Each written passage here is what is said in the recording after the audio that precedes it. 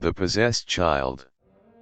In the quiet town of Ashwood, nestled amidst rolling hills and whispering pines, lived a young couple, John and Mary, and their beloved son, Billy.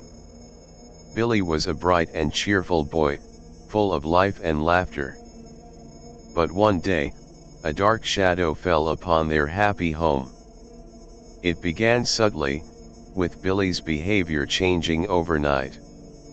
The once joyful child became withdrawn and sullen, his eyes filled with a haunting sadness. He would often speak in a strange, guttural voice, his words filled with malice and despair. John and Mary were terrified, their hearts sinking with a growing sense of dread. They knew in their hearts that their son was no longer the same. Something had taken hold of him, something dark and malevolent. As Billy's condition worsened, so did the atmosphere in their home. A palpable sense of evil hung over them, a suffocating weight that pressed down upon their souls. The once familiar sounds of their home, Billy's laughter, the clatter of dishes, the soft hum of conversation, were replaced by an eerie silence broken only by Billy's unsettling whispers and the occasional crash of breaking objects. John and Mary sought help from doctors and psychiatrists, but none could explain Billy's transformation. They were at a loss, their love for their son consumed by a growing fear for his soul. Desperate for answers, they turned to a local priest, Father Michael, a man known for his knowledge of the supernatural. Father Michael listened to their story, his eyes filled with compassion and understanding.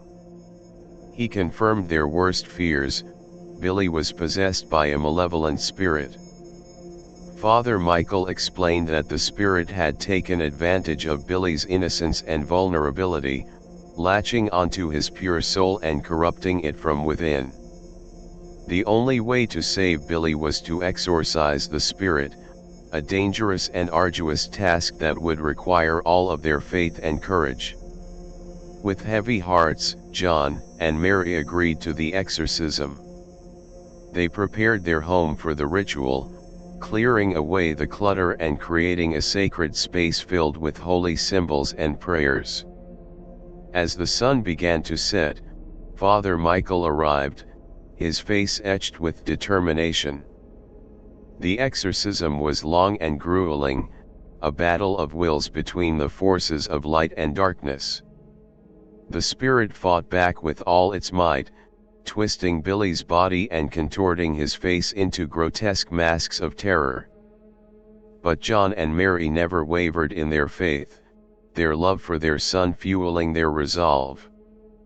Finally, after hours of struggle, the spirit weakened, its grip on Billy's soul loosened. With a final cry of anguish, it was expelled from Billy's body, leaving behind a silence that was both deafening and liberating. Exhausted but relieved, John and Mary held their son close, tears of joy streaming down their faces. Billy was back, his eyes clear and his smile radiant. The dark shadow had lifted, and their home was filled with warmth and laughter once more. News of Billy's miraculous recovery spread throughout Ashwood, and Father Michael was hailed as a hero. But John and Mary knew that the battle had only just begun. The spirit was still out there, lurking in the shadows, waiting for another opportunity to strike.